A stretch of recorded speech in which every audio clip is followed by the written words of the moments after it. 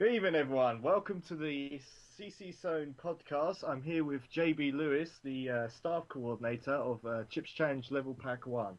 Today we'll be talking about the final selection of CCLP1 levels, the pre-release podcast, I guess we could call it. And we've got quite a few questions, about 100, maybe even more.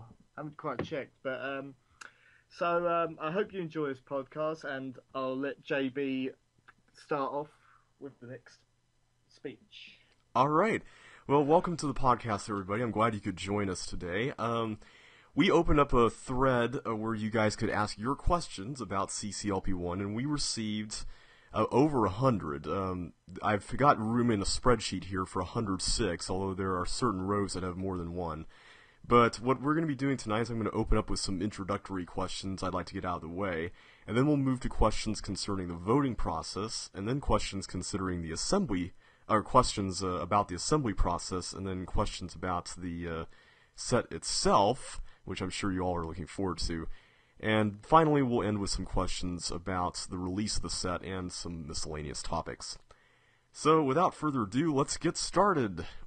We've got a whole bunch of questions asked by Icy Lava 108, or Zane, as most of you know him. So I think I'll begin with some of the questions he asked. First of all, Zane asked, what's CCLP1? As well as, are there any plans to create a rendition of CC1 that will be free to play and allow beginners to experience a level set similar to the original without having to deal with illegally acquiring the original game? Well, as a matter of fact, that second question is actually the answer to the first question. So we can move on to the third question, which is, will this be an add-on to Chips Challenge? Well, technically every level set is an add-on to Chips Challenge, so yes, it will be. If you have Chips Challenge, great, you can play this. If you have Tile World, you can play it. If you have other CC emulations, like, Will's World, I believe it's called, you can play it there. So, yes. Next, Zane asks the following questions. Will CCLP1 be ported to Atari platforms by 2016? Can I get a CCLP1 t-shirt? Can I get an exclusive CCLP1 designed PS4 console?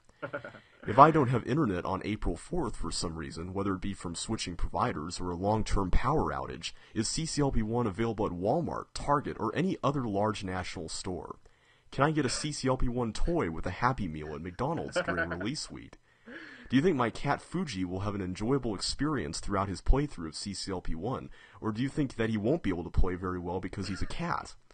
Will CCLP1 have DLC releasing later this year?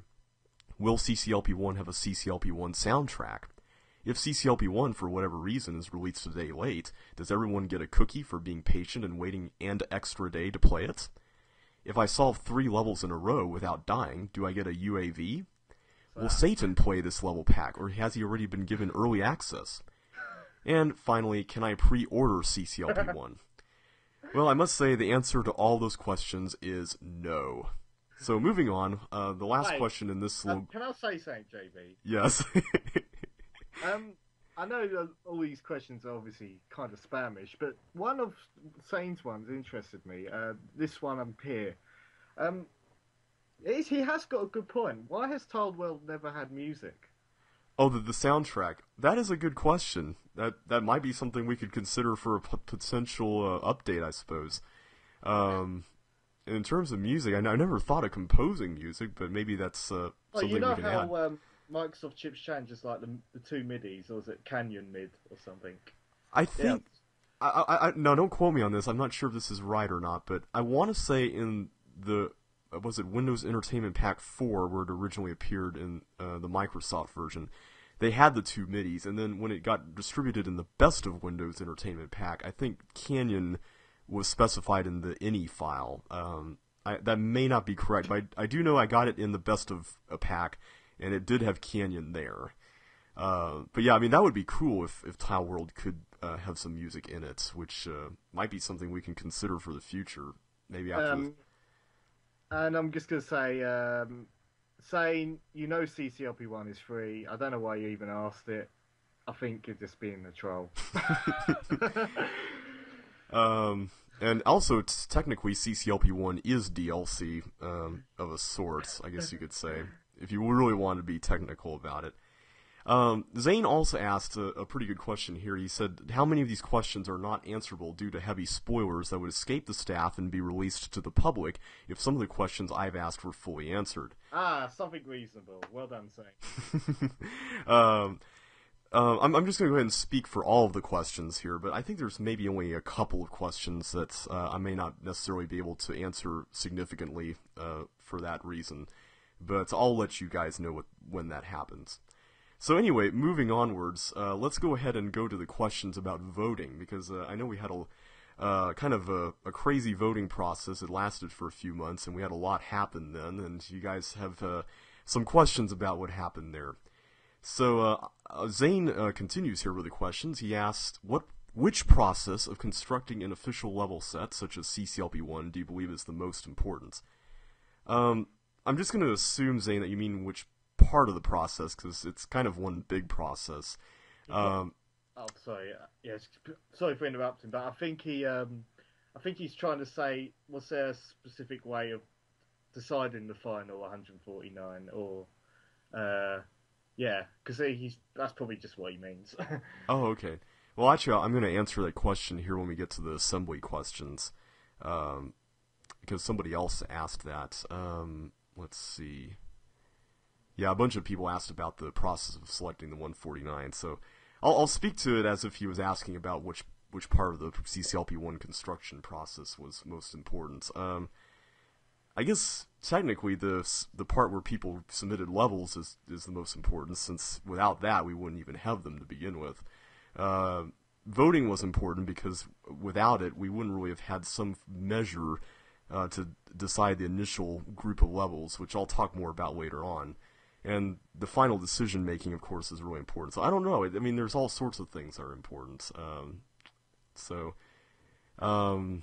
Yeah, I don't really know how to answer that, to be honest. It felt all important.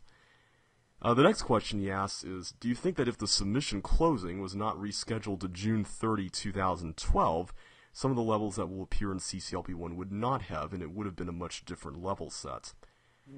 Off the top of my head, I can't think of anything that was submitted after April, when we had originally had the deadline. I think you gave me and two other people like 3 extra days. I can't. I think that's about it. Oh yeah, I think you and Rock, maybe Tyler. No, Tyler didn't. That was Zane. Maybe Zane. Maybe Zane. I forget. Yeah, maybe it was Zane. There weren't really too many though. But yeah, I think I think most of the levels that made it into the final set were submitted before April 30th, but there could have been some that I just forgot about. The next question is, do you think that the 50 levels per pack system used in CCLP1 voting was a much more convenient idea than CCLP3 voting? What about having only one method of individually submitting reviews of each level from 1 to 5? Were these systems better or worse in your opinion? Can I have my first say? Yeah, go ahead. Well, obviously, everyone rates things differently. I mean, some might give us level 1 for being too easy, ironically, despite the set being aimed for beginners, or what's considered too difficult for CCLP1 and vice versa, or are they just huge fans of a specific level set? It's just, I think this was the best approach. Well, the best approach to not be too too what's the word? Too one way, I guess. One way. Biased? Yeah, I guess that's kind of what, like, you know, if it was, you know, if CCLP3 had the list of, or what was it? You clicked on the level set and it had all the levels you could vote on. That was how it was, wasn't it? Yeah, as far as I remember, it was. You clicked the date, that file, and then you could vote. Yeah, but this, I think the voting packs. Well, the trouble is we all know who decides what. Well, most of us do. So it helped. I guess if you hadn't played Chips Change for a while, it helped, but there was always going to be a bit of bias, no matter what. I'm afraid. I think. Yeah, I mean that's unavoidable. I think. I mean it's always going to be there. And I mean, we did have some people. We did this so that we could help curb the tendency for people to scale their votes by set. Because, in CCLP3 we had this issue where somebody would pull up a set, and depending on who designed it and, what kind of levels they're most well known for, there could be a tendency to compare them against each other rather than everything else, whereas mixing them up helped deter that tendency, I guess you could say. I'm not sure how often this happened, but did anyone give was there more realistic votes? I mean, like, not all, like, fives on their own levels, or was it, still, like, happening like that in CCLP3? Do you get what I mean? Where everyone was voting a 5 on their own levels, or has it been a bit more realistic this time around, you reckon? Well, I don't have I didn't have the access to people's individual votes for CCLP3, so I didn't really know what everybody voted. But I think a lot of people were a little bit more careful this time around than they were back then, just because there's the added factor of having this be a set for beginners specifically, and that kind of decided a lot of votes for some people. That was another thing that could theoretically lower somebody's vote if it didn't fulfill that requirement in their mind. And to answer that second question, Zane, the only one criterion to vote on instead of having both fun and difficulty, I think it worked better just because there was less buttons to have to select, and therefore less tendency to get something wrong, or less possibility of getting something wrong. I don't know if it was necessarily that the whole voting pack thing was necessarily the most convenient way to vote, but I think it did help everything get a lot of votes since we used it to give incentive to vote on more stuff, and a lot of people are looking forward to voting on the subsequent levels. How many people voted? Was it 60 or something? I think he was over 60. I do know that we got at least 21 votes on every level. For most 22, except for the quartz pack. I believe that was the only one that didn't quite make it up there. And what's the comparison to that to CCLP3? Well, let me put it this way. In CCLP3, there was only one level that got 20 votes. And that was, I think, Soko Bananas, which appeared in the... I forgot what pack it was, actually, but... Mushroom pack, I think. I think it was in the mushroom pack. But yeah, that was the only level in CCLP3 voting that got 20 votes. Okay. You want to add anything else to this question? I don't think so. I think we'll go ahead and move on, because I think the things I'll probably be adding will be things that we'll cover in the future questions. So the next question is, how long did assembling one voting pack of 50 submitted levels take to create? Well, JB, you were behind this, so go ahead. Okay. Well, what I did was I took all the levels that were basically in the voting pool, and I ran a random function in I used Google spreadsheets for everything, and I ran a random function and then on every level, and then organized that by that column. And at that point, I would just break it up into groups of 50, and then start organizing the groups of 50 by set. And then I just go into each and every set and just start copying and pasting stuff into a new file. And I would actually write all this down on paper, because I used chip edit, which I had to go into my virtual Windows PC to do. So I actually wrote everything on paper as far as what level numbers to go for and all that, just so I wouldn't have to keep switching back and forth. So it took maybe about half an hour for each set. Oh, so you do have boot camp. I got Parallels Desktop. Oh. Although I think Boot Camp is included on Macs, but I don't think I've really used it per se. Anyway, sorry about that. Let's get back to CCLP1. Oh, no problem. Let's see. The next question, also from Zane, is: do you think the voting poll system used could have been better, or do you think that a really good way to be able to? Like, I'm going to assume that he means, do you think that's a really good way to be able to vote? If the former, what would you change about it? And I'll let you answer this one. Well, the trouble is, obviously so the voting went through CC Zone the registration thing. The trouble is, you could you could easily just make multiple accounts and well, just keep voting over and over. So there was a flaw in it. It wasn't perfect. I guess the only way uh, this could be fixed is if like they'd have to have special permission from us to make the account, if you get what I mean. And it's kind of like a double security thing. I'm not sure if JB gets what I mean. Yeah, I understand. I, I was wondering if you wanted to say something about the person we got to build the voting system, if you know what I mean. Ah, yes. Oh, I forgot his name. Was it Arjun, Ahmed, I or think it was something? Ahmed. Yeah, it was Ahmed. Ah, the most incompetent programmer we've ever had. Yeah, Ah, he did actually get done eventually, but he was a few hours late. yeah, and it was actually pretty crazy because I think on We the were day, really mad at him. We were yeah, really mad. like the day that before voting start was supposed to start, we were just desperately trying to find him, and I started contacting friends on Facebook because we thought he was pretty much almost done with it.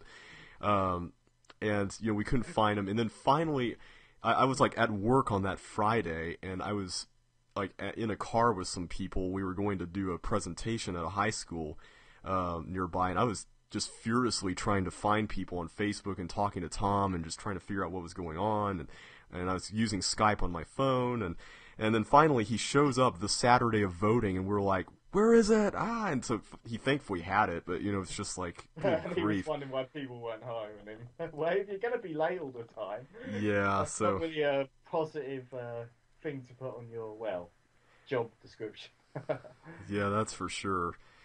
I guess the good news is that at least we've got the voting system in place if we use CC Zone for future voting processes. But He yeah, that was, he was, he was cutting it late. yeah he really was. But thankfully we started on June 1st in some time zones at least. Um, so yeah, Yeah. that would be the only things. I Other than that, it worked well. Like we couldn't, yeah, like regular members couldn't see people's votes, so it worked as the way it intended. Yeah, I guess the only thing I would have added if we had Ahmed around after voting started was I think Madhav suggested this was the ability to take away votes that you've Yeah, submitted I did because try and contact Ahmed, but he disappeared. So I'm sorry about yeah, so yeah, we apologize for that, that. but other than that, I can't really think of anything else. Although, if they contacted us through PM, we could delete them. So it wasn't like the end of it. Didn't we delete some of Madhouse votes or something? I can't remember. Yeah, we had some votes requested deleted. So yeah, we took care of some votes that were submitted outside the voting system via text file. And we added those to our system manually, and we took away the requested votes manually as well. So it ended up working out in the end. All right. Okay. Yep. I You, think we can move on. all right. Next question from AJMIM is: did any level surprise you by doing much better in the voting than you expected? What do you think, Tom? I'd say about it was. It's probably no. I'd say it did probably what we were expecting. Yeah, I'd say the same thing too. I think the most of the surprise was, at least for me, was the levels that didn't do well. There were some that I was really shocked didn't do well. It was Uh, mostly the super easy levels. With yeah, it wasn't. It was the super easy levels, and there were some that were, that could have the what's the word I'm trying to search for here? They could easily be considered too hard, um, mm, just on a first glance. Unless you really stopped and analyzed it and just thought about, how a beginner would really approach everything. But yeah, well, a lot of the super easy ones, unfortunately, there were some that just fell by the wayside, and we were kind of sad about some of those. Um, but other than that, I think a lot of the ones that we thought would do well did do well, so that was good.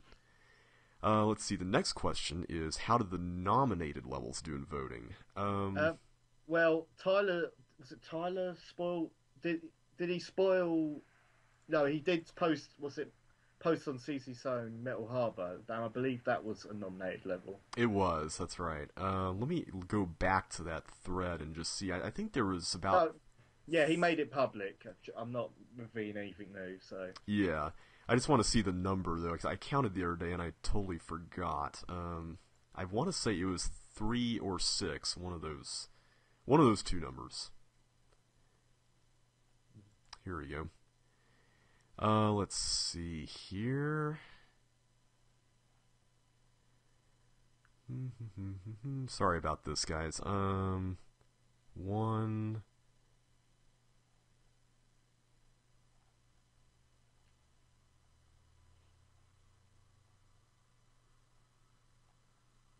2, and yeah, I'm pretty sure it's 3. Yeah, so no, four levels made it that were nominated. So yeah, four all in all. Most of them, for those who are wondering if they were very close to making it, a lot of ones on this list that made it to the two nominations mark, a lot of them didn't do so well, but there were 4 that did make it. Let's Oh, see. The next question. Did you want to add something, Tom? I'm sorry. no, I won't spoil it. Oh, Go okay. ahead. All right. So the next question comes from Zane. Oh, the last question was from Random 8, by the way. I think I forgot to mention that. The next question's from Zane, and he asks, how proud are you for reaching the astounding number of 35,000 plus votes during CCLP1's voting stage in comparison to CCLP3's around 15,000 votes?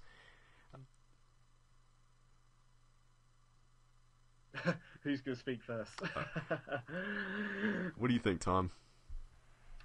It was amazing. I mean, the the votes from December, was it December or November? That it just kept flooding in. I think it was yeah, like the last 2 months we had Yeah. loads and loads of votes. It was slow. Well, it was fast at first, and then there was kind of like a real big dip of number of votes, and then it went up again. If you get what I mean. Like it started off with loads of votes, then it's slow. It went slow for the middle, and then it just kind of shot back up with loads of votes near the end. Yeah, we definitely had a lot of participation toward the end, and I think the total number exceeded 41,000 actually. So we almost hit the 3 times mark compared to CCLP3, but either way, I mean it was a phenomenal participation rate. I mean, much more than we could have asked for. Let's see. The next question, or the next couple of questions, are from J.B. Dude 55.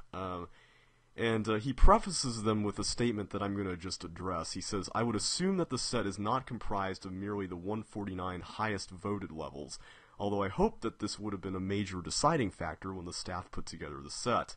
I just want to say, I don't think we're gonna make was it the final voting results public. I don't think we're gonna do that, but I will reveal that not all of the 149 were used.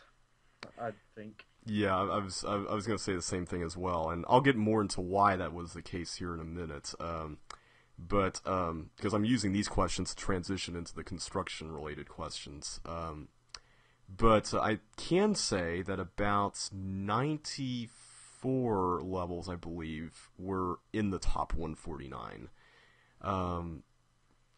That may not be an exact number, but I want to say it was 94. Let's see, the questions that he asked, though, were what were the highest and lowest average ratings of levels that made it into CCLP1 proper? I believe it was the lowest rated, and this isn't too spoilerish. I hope it was a blob level, or am I wrong? Actually, the 3 lowest rated levels were all blob levels. Curse you, voters! The lowest one was 3.33 though, and the highest rated level overall was 4.84, which I believe is a record. It beat Spiral from CCLP3, so that was very impressive. The next question he asked is actually a very interesting question. It was, what was the highest average rating to not make it into CCLP1? Ha! Now, this was a very, very tough decision for us. I will go ahead and say that the average rating of a level that made it into the set was 3.96, for anybody out there who's wondering.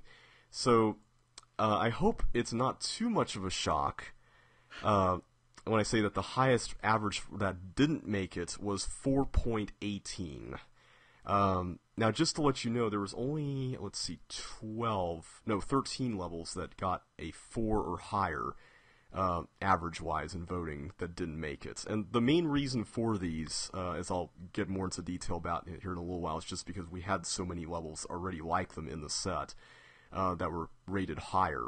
So yes, there are levels that are rated higher than 4.18, one of which you just heard about a minute ago, but, yeah, I mean, it was some tough decision-making, but eventually it all came down to variety and just what we needed more or less of. So that pretty much concludes all the voting-related questions. So at this point, we'll move into the construction or assembly-related questions. Did you have anything more you wanted to add, Tom? Yeah, basically the same thing. It was mainly either a similar level beat it, or it just didn't fit into the set. Yeah, I mean, we've seriously actually had one level that, in at least among similar levels that we compared against, was rated quite highly, but we just had to cast aside just because it was just way too hard, and even if we had made it somewhat easier, it still would have been way too hard, and we would have had to just completely destroy what it was all about just to make it easier and compromise what was voted on. Well, we didn't want to risk making a CCLP3 similar set, so that too. That was another decision we had to take into account. Yeah. So anyway, the first question about the construction of the set comes from Zane once again, and he asks, if CCLP1 could be made more efficiently and say half the time it's taken to construct it in reality, but be of equal or even higher quality, would you rather have that situation or the prolonged release that we've had to make it seem like an extremely high-quality set because it's been in production for so long? I don't know if you're trying to infer that we've just been holding up the release of the set just to make it seem like it's higher quality, but rest assured that we've actually been working as fast as we can under the process that we've actually established. We've taken the voting into account, and we found a good way of narrowing down the levels, and I think the way JB has done it is very effective. Thank you. Well, I'll talk more about how that worked here in a minute, because there were some questions about what that entailed. But if you want my opinion, Zane, about making it more efficient, I know this is probably not going to be the most popular opinion, but I would actually narrow down what's voted on even more, honestly, because, a lot of the levels that did really well, here's what I think about voting. Voting, it's not exactly the most effective way to determine what is the best thing to include in the set, or what the best 149 is. It's in reality, it's the best way to determine what the most agreeable type of level is. It's the general consensus, yeah. Yeah, because when you're voting, basically, most people, not all people, but it seems like a lot of people tend to vote on the basis of, oh, I had fun playing this, therefore it's a 5, and we'll move on. And so the more 5s you get, basically, the more agreeable a level tends to be, especially if you're rating it on that and not on, is this really something I want to see in this particular set, or, I will say, though, levels that were given, that had a lot of 4s could do well in voting as well, so... Yeah, they really can as well. But yeah, it's mainly comes down to agreeability in the end when it comes to voting, and I don't know if the CCLP4 staff would want to do this, but what I'm thinking, and maybe we'll just have so many levels that this would be impossible, but the staff might want to just pick out the levels that are obviously going to make it in, and then use the voting to determine everything else, which could be a lot of stuff, but But that's assuming it's going to be targeting veterans or people who've already played the previous set. Yeah, and that's the thing. We don't really know what it's going to be like, So, take that suggestion with a grain of salt. I don't really know if that's a good idea or not, but it would certainly... CCLP4 is not in the works as of doing this podcast. Yeah. I certainly don't have anything to do with it. I'm kind of surprised no one asked us what we as the CCLP1 staff would like to see in CCLP4, but... We'll I'm wait glad until no one asked that. CCLP1 is finished. Yeah. I'm glad no one asked that because, honestly, I kind of want to see what everyone thinks of CCLP1 and how that shapes level design in general. But yeah, I mean, maybe it could have been, constructed in half the time it took, but I think what we did worked pretty well just because everyone did have a hand in voting, and everyone... What were you going to say something, Tom? I was going to say, well, I don't think this is revealing too much, but on the staff chat, we all had to make a decision about, was it designer bias? So the only way we could not be biased is using the voting. It's the only way where we could decide on the levels more effectively instead of going, oh, we love that level. But if the general consensus didn't agree, then we have to take that into account. Yeah, and that's the only qualm I would have about allowing the staff to choose anything outside of voting, like I was just suggesting a minute ago, is that, without those results, it is a matter of opinions. And we would have been stuck for a long time, I fear, if we didn't have the voting results to guide us. Trust me, guys. Everyone in the CCLP1 staff has levels they don't like in CCLP1, but they see why people agree with them. Exactly. And that was kind of what I was hoping for. I was kind of hoping that the process would have been agreeable, even if the final set may not have been perfect maybe not perfect, but even if there was something in the final set that didn't quite agree with everybody, if you know what I mean. I don't know if that makes sense or not, but yeah, it was a tough process, but I think we managed to make it out alive, and we still like each other in the process. So that's good. So anyway, moving on to the next question. About how much time after voting closed have you spent working on the set? Is it 2 months? 3 months? Yeah, about 2 months. By the way, before I say anything more, I just want to apologize. I don't mean to sound like I'm cutting Tom off or anything. The truth be told, I'm probably interrupting. Sorry, JB. No, it's okay. It's the problem is that I can't hear very well on these microphones and or not microphones, headphones. What am I saying? But Tom's voice is a little bit quieter, or at least when it's coming through, so I can't hear him quite as well as I probably should.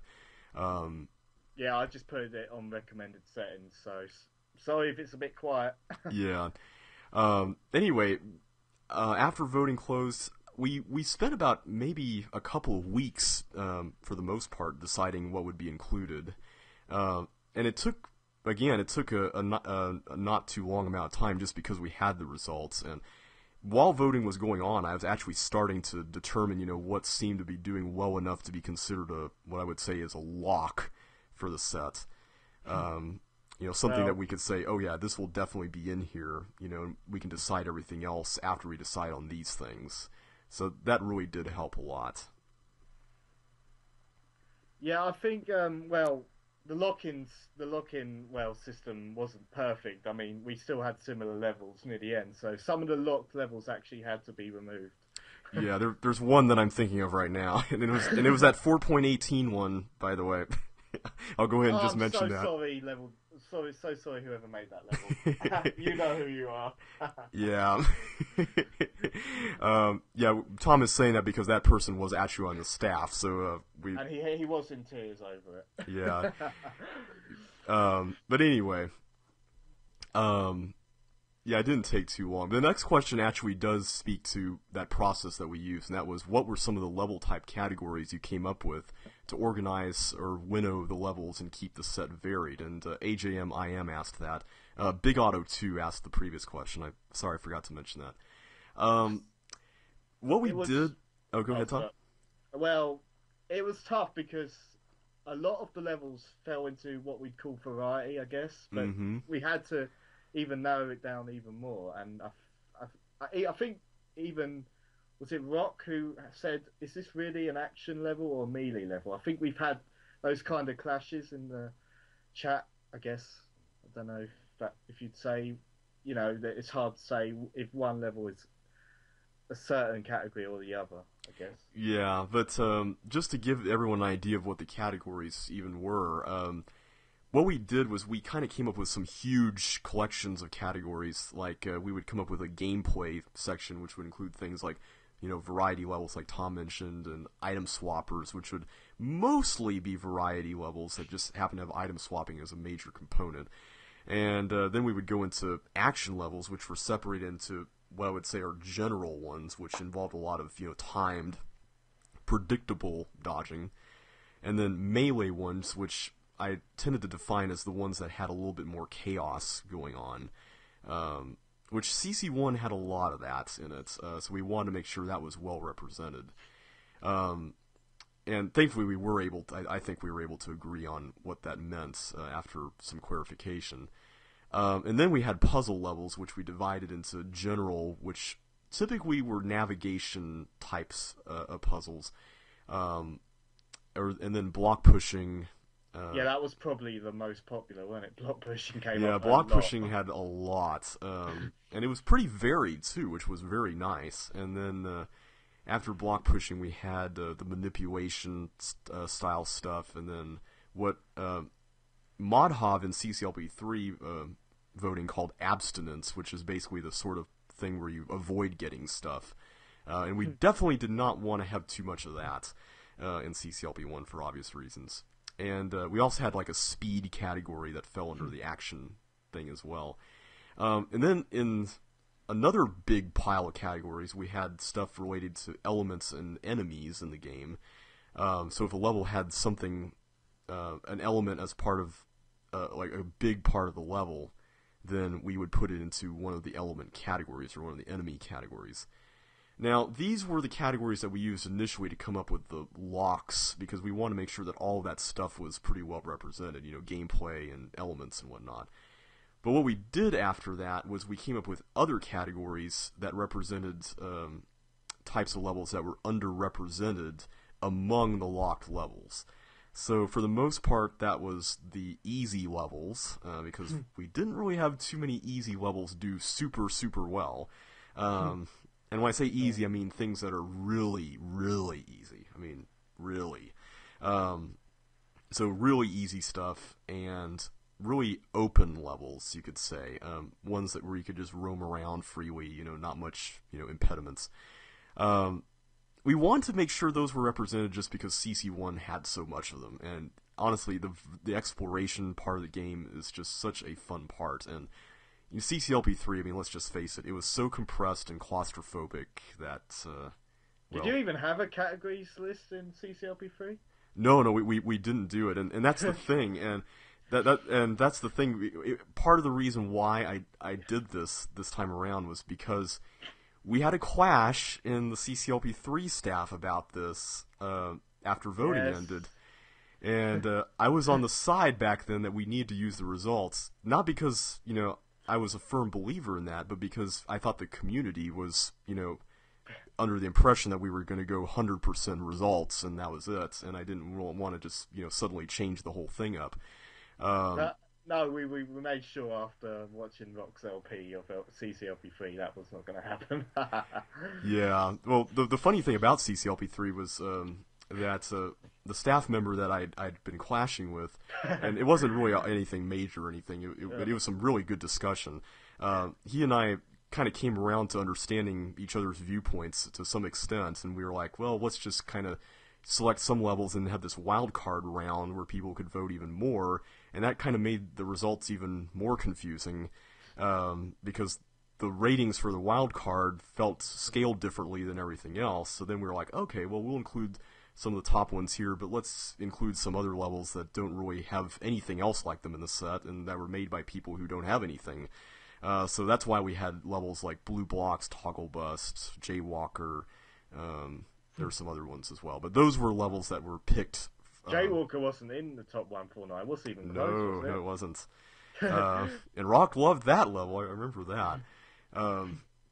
But yeah, that was basically what happened in CCLP3. In CCLP2, they just took the top 149 of levels. And that isn't a perfect set either. Yeah, and it was the levels that were given permission to be included. So it was, if it weren't for David Pinkston not being available, we wouldn't have had Warehouse 2 and Exit Ship, by the way. That really? was, yeah, no joke. We in the results, I think it was those two levels were the last two, and they mentioned in the documentation that David Pinkston was one of the authors whose levels did well enough to be included had he given permission for them to be included. Cool. I never Yeah. knew that. Yeah, it was pretty sad because I would have loved to have seen some of those levels in CCLP2, man. But Um. Okay. Yeah. Sorry. I have nothing to add. okay. Please continue. But yeah, those were pretty much the categories we had.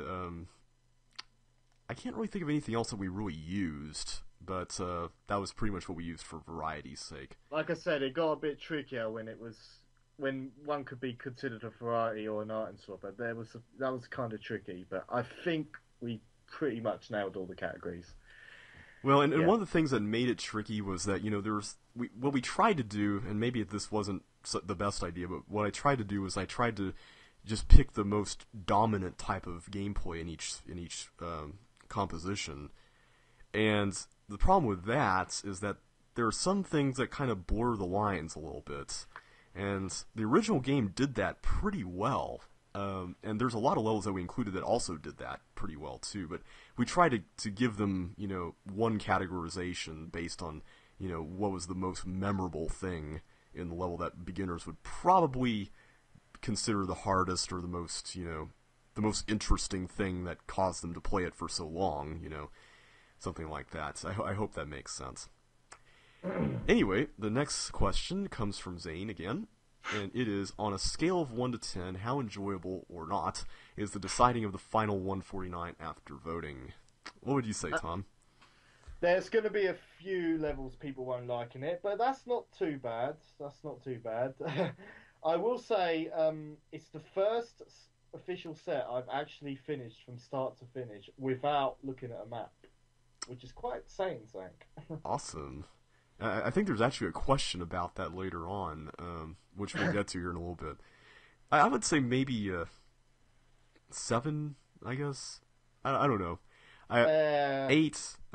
8 or 7, yeah. Yeah, I mean, it's hard for me to rate something a perfect 10. Like, there's only 3 episodes of TV that I would rate a 10 that I've seen. They're Sherlock's The Reichenbach Fall and Yeah. Doctor No Who's spoilers. Human Nature and the Family of Blood and Breaking Bad's Ozymandias. But yeah, I mean, Man. it's I love that episode. yeah, it was great, wasn't it? Hard to watch, but it was really good. But yeah, it's hard. I'm really picky when I rate things. So Speaking of pickiness, we had some picky voters. we did, and that was good because it really helped with the results a lot. Let's see. The next question is: are there equal amounts of types of level categories present in the level set, or do you think that are an excessive amount of just one type? For example, melee, Sokoban, puzzle, item swapper. If the latter, do you think having a more balanced amount of categories of levels would be better for the overall level set? What do you think, Tom? Yeah, we were careful not to have too many of the same kind of level. I think we had, was it about 10 of each category, maybe 10 or 8? I'd say for the gameplay stuff, we had mostly 15 of everything. That was major. I mean, obviously we didn't have 15 abstinence levels. Was it? I think it was either blobs, walkers, or abstinence that was the least represented. I can't remember. Yeah, well, I'm just thinking in terms of the gameplay category, since those were the examples that he gave. But fair enough. But for the element centric things, we try to go with at least 3 of each, if I remember correctly. And then we basically just kind of went back to those lists when we needed levels of underrepresented difficulties. But yeah, I think it's pretty well balanced. I think in the end, there's always going to be a certain category that people won't like, and they'll feel like it's too much. But I think for the most part, it's balanced. Let's see. The next 2 questions come from AJMIM. He asked, "How hard was it to come up with an ordering for the levels?" We organised it by difficulty, right? Generally speaking, we did. From a beginner's view, by the way. So some of these, well, we considered 5 or 4 were probably a lot easier to ask. Yeah, and that's the thing. Like Tom just said, we basically rated the levels ourselves for the difficulty, and I kind of came up with an initial rating, and I had the staff chip in suggestions for changes, but we kind of scaled the ratings to fit what a beginner might feel instead of just coming up with ratings based on our experience. So a 5 or a 4 to us would probably be like a high 3 for a veteran, you know. In fact, I don't even know if I can honestly say there's a level in the set that I would consider a 5-star difficulty level, for at least for me. But I think of maybe one. okay, I think I know which one you're thinking of.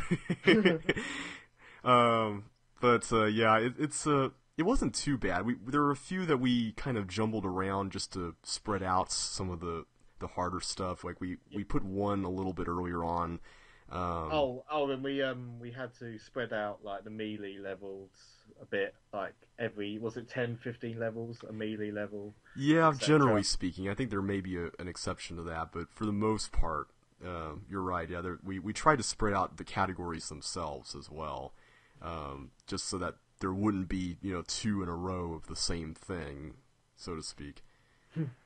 Oh, and well, I don't know if you mind me spoiling this, but the story also came into play. Yeah, that too. There's a certain section of the set that we kind of had to put a bunch of things together. That you'll see what it is. But anyway, yeah, it wasn't too bad. Although I think we revised it.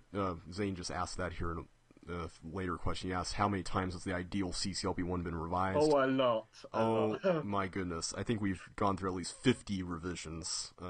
Even the beta isn't final yet. Yeah. Yeah, I think we're still thinking about it, and I'm sure there'll be at least a couple more minor changes here. But I think for the most part we got it. And let's see. AJMIM also asks, was putting levels in the same slot as a CC1 level with a similar concept ever a deciding factor at all? Oh, the staff came up with that, but I don't think we went through with it, did we? No, and that's the thing.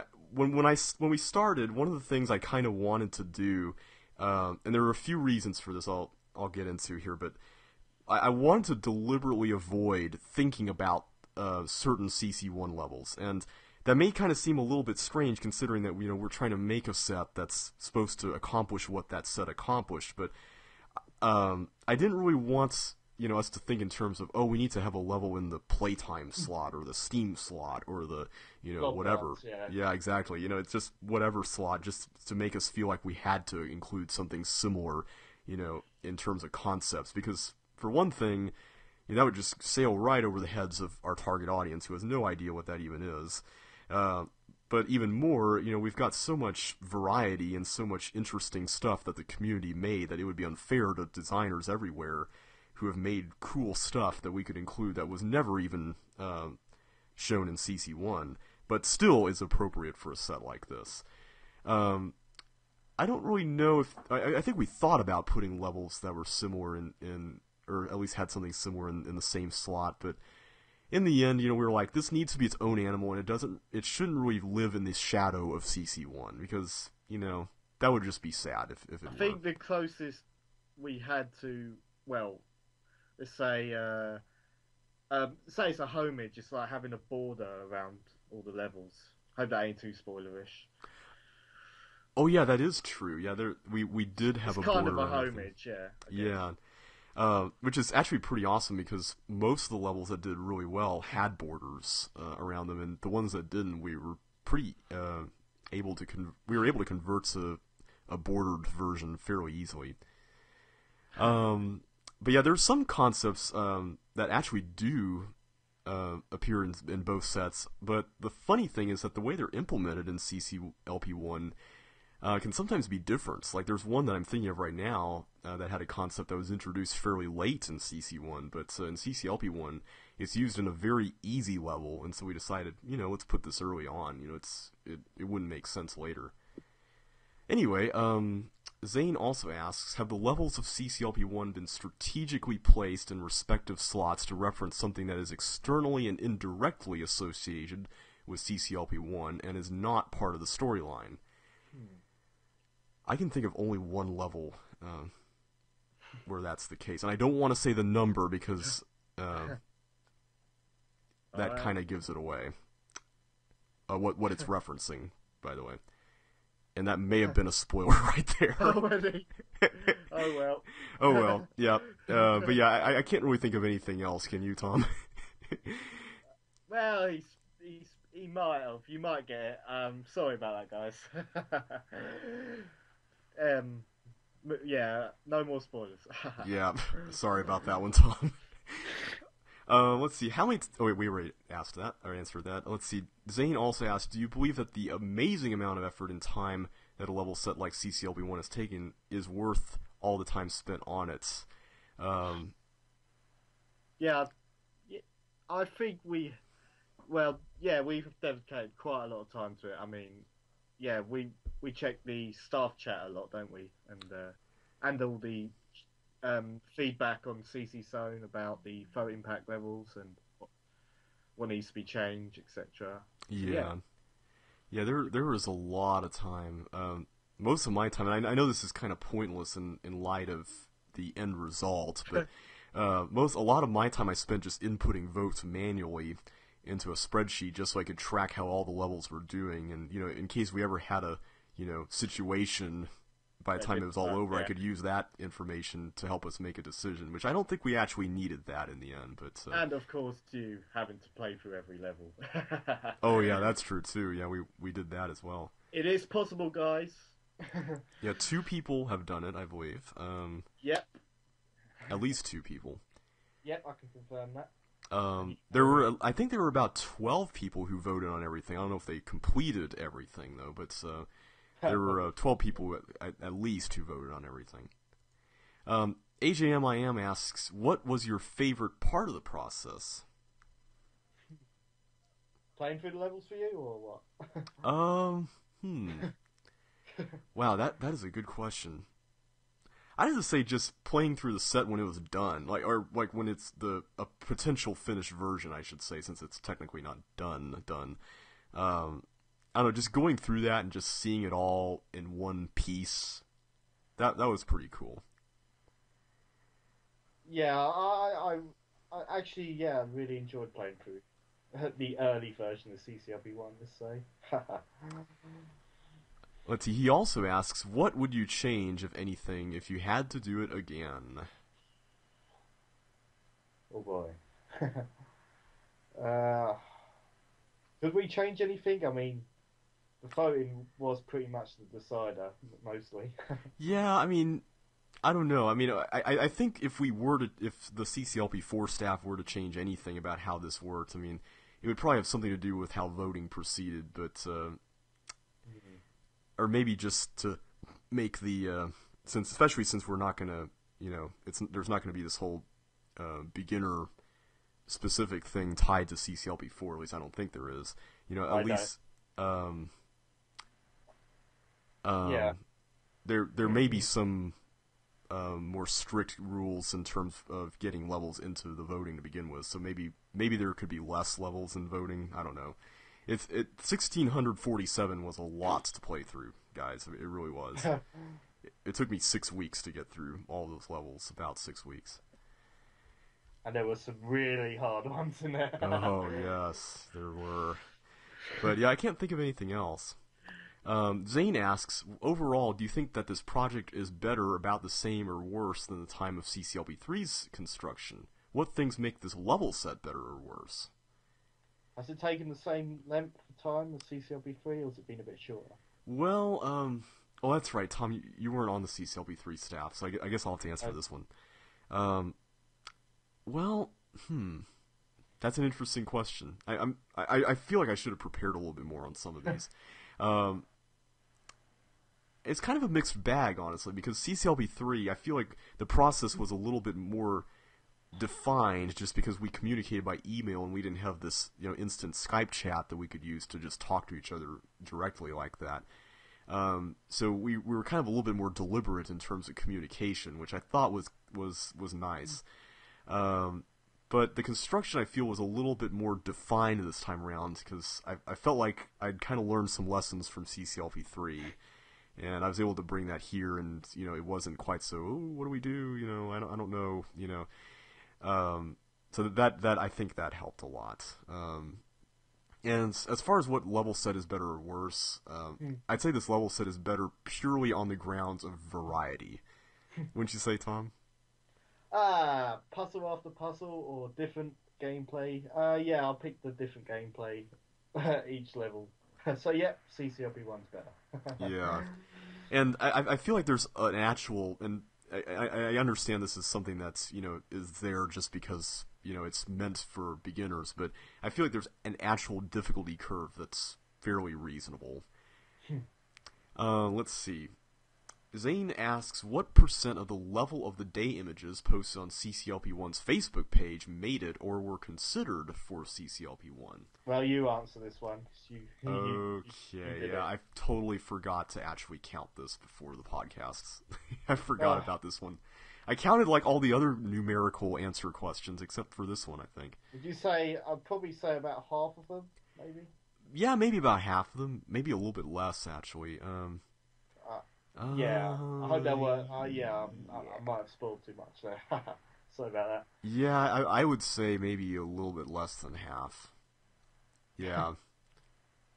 Yeah, there were some that did make it, and some that didn't.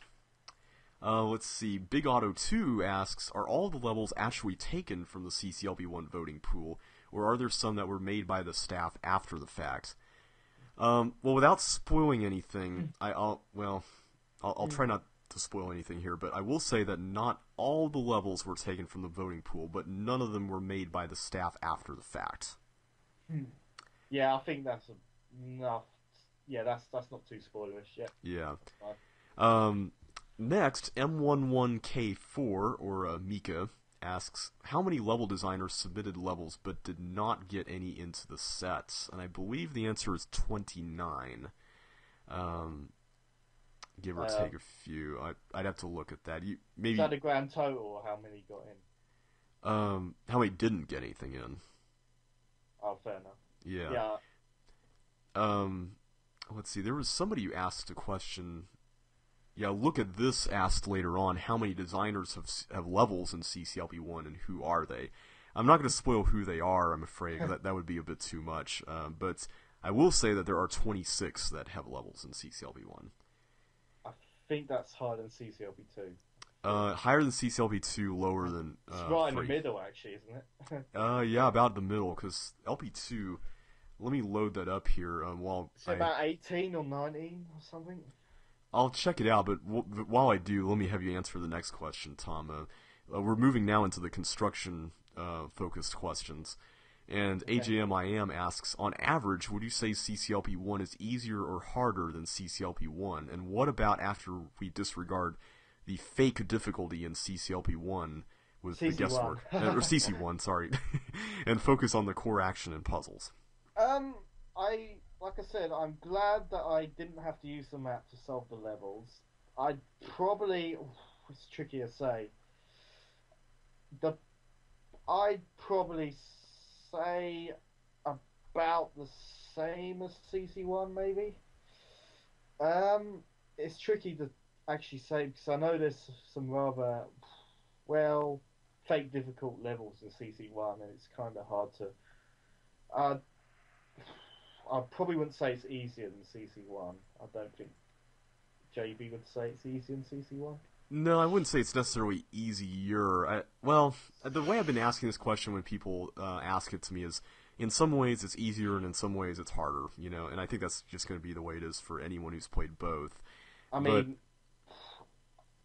Blockbuster, I mean, if you play that in Lynx, it's not that hard, but in MS, it's a nightmare. So I don't know. That is true. There is that as well, but I don't know. You see, in CC1, one of the things that made it hard, and I understand I played it as a kid, so that kind of played into it as well, but I feel like just the longness of some of the levels made them hard, inherently hard, just because they took so long, and thus the possibility of failure was more of a thing. Oh yeah, and that evil end to is it City Block, where if you push the block the wrong way, you can exactly. Yeah. So, I mean, if we were to focus on the core action and puzzles, it would be very easy to say that in some ways CCLP1 has some things that are a bit harder, but most of the things that are a bit harder are in very short levels where you can just start all over in a few seconds if you mess up. Usually, I guess the guessworky stuff is usually at the beginning if you consider it guesswork. Yeah, pretty much. So, Yeah, I would say Tom is right. About the same. But I guess you guys will decide once it's released. And I checked CCLP2. It is 18. So yeah, it is higher than CCLP2 and lower than CCLP3, which I think It's was 30. 34, 35. I want to say 36. Oh, is it? Yeah, so it's right in the middle. Like, I think. Yeah. Let's see. Zane asks the next couple of questions. How is the overall difficulty curve in comparison to CC1? Would you say it is better, just as good, or worse? This has been a tough one because we have had testers say different things to the early levels. Um, I think we got the lesson levels right, and I don't know. This is hard to say. What would you say, JB? Well, I'd say it's not so much the lesson levels that I was worried about so much as what came after the lesson levels. Because, I mean, let's face it, CC1 hit us pretty hard with nuts and bolts. I mean, and yeah, I was 5 when I played it. Again, that's something I have to take into account. But it was something that just felt like a huge spike after the really simple, short, straightforward lessons. Like I've said, I've always said around LobNet is when the game gets hard. So I don't know um, if it's around the same time as CCLP1. I can't remember. Let me pull up the set and just take a look. So yeah, so Blobnet was what, early 20s? Yeah, early 20s. I'd say this set starts getting hard maybe in the Bit bit later, maybe. yeah, I'd say a bit later. Maybe the 50s. Really? Well, I Yeah, don't know. I mean, well, there's some individual stuff beforehand that might be a bit more challenging than some of the others, But yeah, I mean, generally speaking, I'd say it starts rising a little bit in the late 40s and 50s. But again, it's hard for us to really gauge that because we've been playing this set over and over again. We have been trying to get testers who have never played Chips Challenge before. Yeah, and that's really helped a lot to get their feedback, and we've gotten a lot of good feedback too, by the way. But I'd say because just purely on the basis that we didn't have the something quite as difficult as nuts and bolts following the lessons, it is a bit better than CC1. Yeah, the jump from lesson 8 to nuts and bolts is quite a big difficulty jump. Zane also asks, do you believe that the difficulty of the level set is just right for beginners and a nice challenge for veterans and longtime players, or do you think the set will be rather less challenging or rather easy for veterans? Again, this is tough to say. I know. You know, I, I, I don't know. Yeah. I have no words to say. I'm looking at some of these last 40 or so. I mean, there's some challenges here, but I'd say the thing that makes them appropriate for beginners is that they're normally fairly defined as far as what they are. They're not jumping around from thing to thing. You don't really know what you're going to get. I mean, you in CCLP1 for the most part, you know what the goal is. You know what the objective is, and that helps. That being said, the levels aren't always easy toward the end, but I can see some in here I can see some veterans enjoying, and maybe there's a couple of struggles. But again, I can't really think of any of these that would really be, to a veteran, a 5-star difficulty level. Maybe 2. I'm looking at 2 in particular right now that might be. But we'll see what kind of reaction we get. Anyway, next question. The next question is from Random 8, and as well as another related question from I Have No Name 248. Random 8 asks, on a scale of Chuck's challenge to CCLP3, how difficult is CCLP1? And I Have No Name asks, on a scale of 1 to 10, where 1 is nuts and bolts and 10 is above CCLP3, how hard is the set on average? Right, the Chuck's Challenge CCLP3 one, it's right in the middle, I'd say. Chuck's Challenge is pretty easy. I have played it recently. I was quite surprised how easy it was. It was pretty easy. I mean, it wasn't without its challenges, though. But that being said, CCLP3 was ridiculously hard toward the end, so I am taking that into account. I'd say it's more on the Chuck's Challenge side than on the CCLP3 side, though. So I'd place it slightly toward the Chuck's side. Alright, fair enough. On the scale of 1 to 10, I would say maybe If 10 is above CCLP3, see, I would say maybe 3 on that case, because, see, if 1 was a lesson level, I would say maybe 4 or 5, but if 1 is supposed to be nuts and bolts, I would say 3. So is it asking how hard this is set on average? Probably a 4 or 5, maybe. Yeah, maybe that's about right. Because don't get me wrong, the later levels do get quite hard. It's not a walk in the park, I'll say. No Yeah. pun intended. Let's see, the next question comes from Zane, who asks, is the storyline a continuation of the ending of CCLP3's storyline, or does it not connect with the events of CCLP3 and instead interact with a short yet memory-filled CC1 storyline, mainly found throughout the decade messages of MSCC and the prologue and epilogue of the set in other versions? This storyline does not take place after CCLP3, it takes place in between CC1 and CCLP2. But as the storyline stands right now, and it's still being worked on, by the way, it's not finalized yet. I've got one reference, a whopping one reference to CCLP3 in it, and it's basically a poster advertising the new clubhouse being built in Chip City that Chip visits in the latter half of CCLP3. Does it reference CCLP2? It does, doesn't it? Say again? Does it reference CCLP2? Not yet, but I thought of something that could be really funny to reference. I'll tell you what that is later on. I may have mentioned it in the staff chat already, but I completely forgot to include it in my storyline draft. Let's see. The next question is, will the storyline work similar to CCLP3's where the story appears in between levels through Tile World, or will there be anything more fancy this time around? And the answer to that for both questions is yes. And I'll leave it at that. Yeah. Zane asks, do you vision that the storyline throughout CCLP1 will be of greater value, or for lack of better words, better than the storyline experienced throughout CCLP3? What do you think, Tom? I think it could be better. I think it could be at least as good as CCLP3's. I think we could make it better. I think so too. I mean, I feel like the one for 3 was very true to the tone of the original game, which was kind of ridiculous. I mean, let's face it. I mean, the plot, the concept of this is pretty silly, and it definitely played off that really well. Whereas I feel like the storyline we're writing for this set is really a little bit more epic in nature than anything we've had in any of the other sets. And if I could compare it to any other game, I would say it feels like Portal 2 in some ways, just because it divides everything up into segments like that game did. Wouldn't you say, Tom? Oh man, Portal 2 would be the best way to describe it.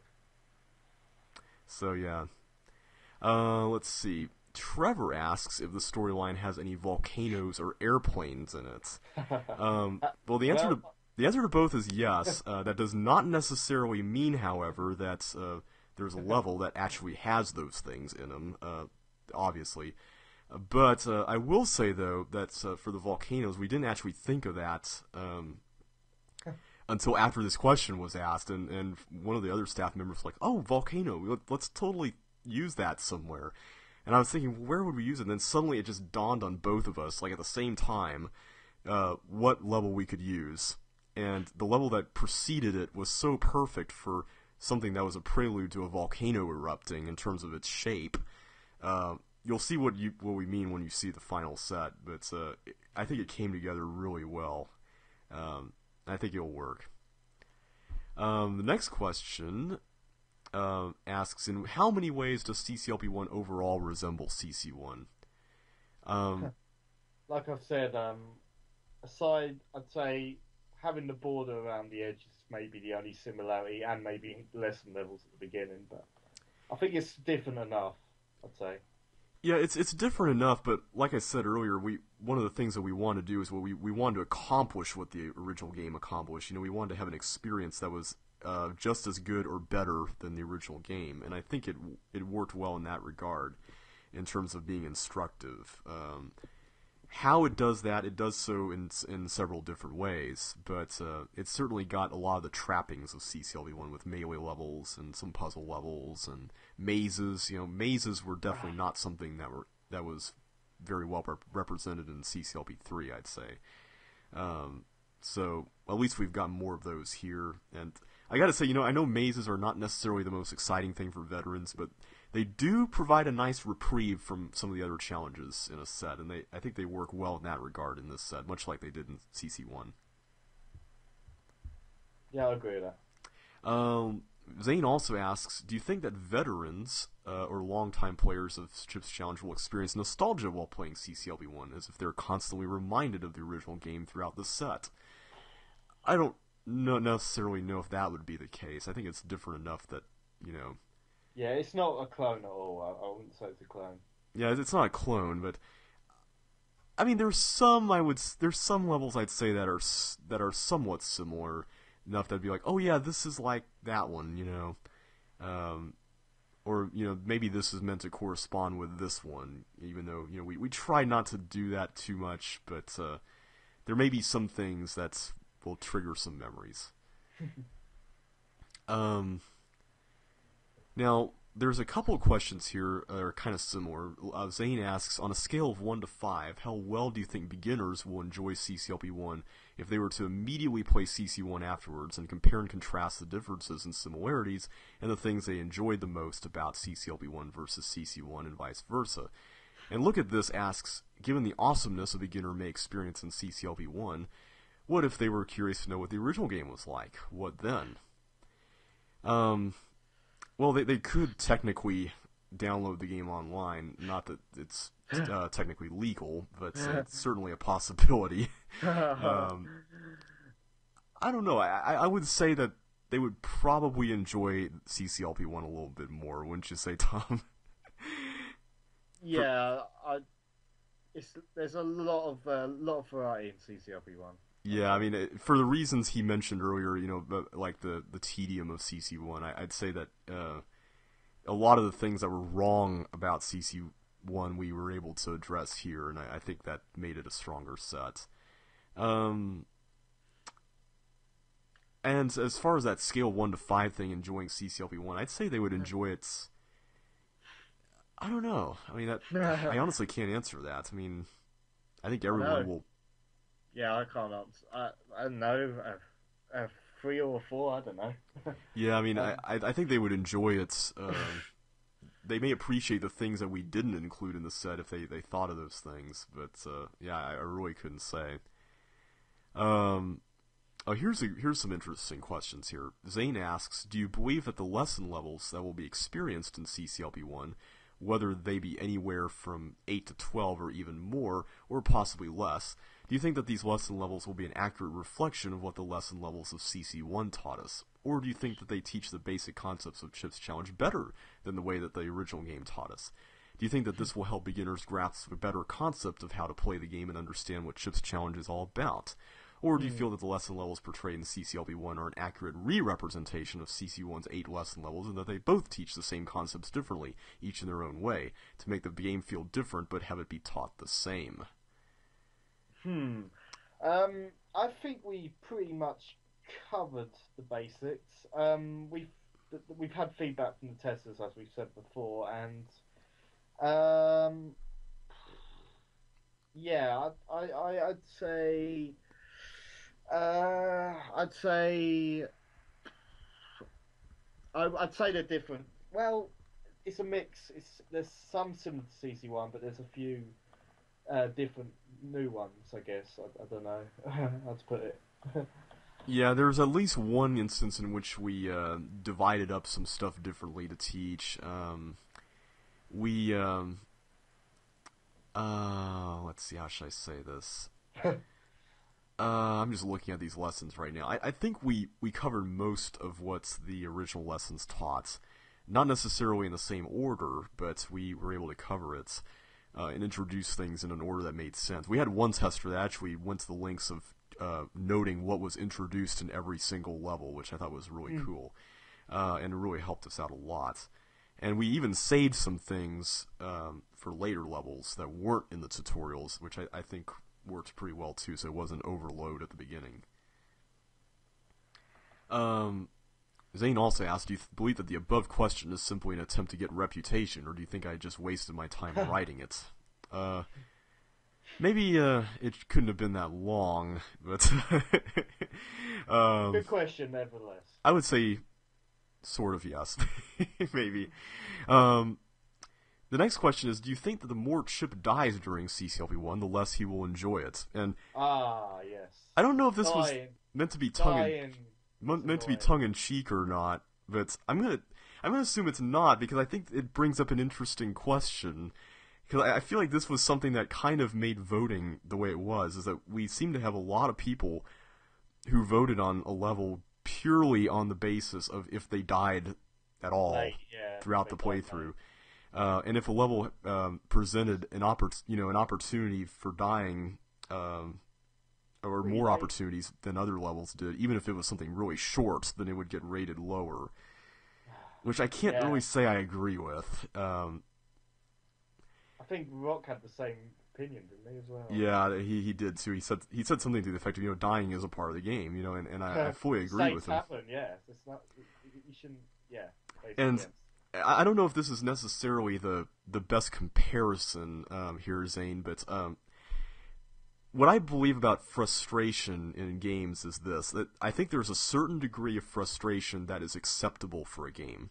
And to illustrate, let me use, and maybe this is a terrible example, but I'm going to use the game Flappy Bird as an example here. Now, Flappy Bird is an awful game. I mean, I'm just going to be honest with you. It's not exactly the greatest game ever in the world, but I will give it this. What it did do well was that the designer of the game knew exactly just how much leeway to give a player in terms of how high that bird jumped when it flapped, and how much space was between those pipes that you had to go through every time you had to go through some pipes. And that leeway, that amount, was just enough to make the game feel frustrating enough that the player would feel like it was his or her fault when they messed up and had to start all over again, and had them coming back for more, providing they actually liked the game to begin with. So is it fake difficulty or not? Well, I think in a case like Flappy Bird, you could say that, Was it trial and error? No, I wouldn't say it's trial and error. I mean, it may take a little while to get used to the mechanic of the game, but what I'm trying to get at here is that there are games like Pac-Man and Donkey Kong that knew exactly how to do this. I mean, they were very, very calculated in just how much frustration they gave people that they kept coming back for more. And I don't think necessarily dying is bad in the game, as long as people feel like the design is not cheap and unfair to the player. I mean, if there's some trial and error involved, I think there's a reasonable amount that will make people feel like, okay, I can try a few more times and to figure out how to navigate through this section of recessed walls or something like that. Or if it's a melee thing, I think there's an acceptable amount of unpredictability that will make people feel like, oh, I could have dodged that, or something like that. You get what I'm saying? I don't know if that makes any sense or not. Sort of. But I feel like there's that level of frustration that will make people feel like, yeah, I want to come back and try again, because I know I can do better. I know I got this, Well, I don't think I think we can all agree it's not the same level as CCLP3's. That's for sure. I'm going to make a prediction. I'm guessing the things that are probably going to give people the most headaches in this set are randomness levels? No, not the randomness levels. The ones that just involve some melee stuff in general. Oh boy. And that's not to say that I don't like those, but I just have a feeling that those are going to be the ones that are going to give beginners the most frustration. I may be wrong on that front, but I just have a feeling. Okay. But anyway, moving on. Zane asks, what is the highest number of levels from a single designer in the first 50 levels of the level set? First 50, not the whole thing. Not the whole thing. The answer is 10, by the way. Oh, okay. Next, AJMIM asks a few questions. with numerical answers. He asked how many zero chip levels are in the set. This is something that we're still actually deciding, because there's one level I actually still yet to propose this to the So it's staff. currently 20, right? Say again? It's currently 20. I'll say currently just in case it changes. Yeah, it's currently 20. It may be 21, but it's currently 20. That is, I believe, less than CC1 had, a little bit less. And I think, yeah, we've been, it's been kind of tough deciding which one should be untimed, because what was it was basically levels where would you say, how would you describe it? I'm trying to. Well, he also asked how many levels are untimed, and right now we've got 22. Yeah, I know that. I know some people have been a little bit concerned that there we may was have some too criteria, many. didn't we? We used that.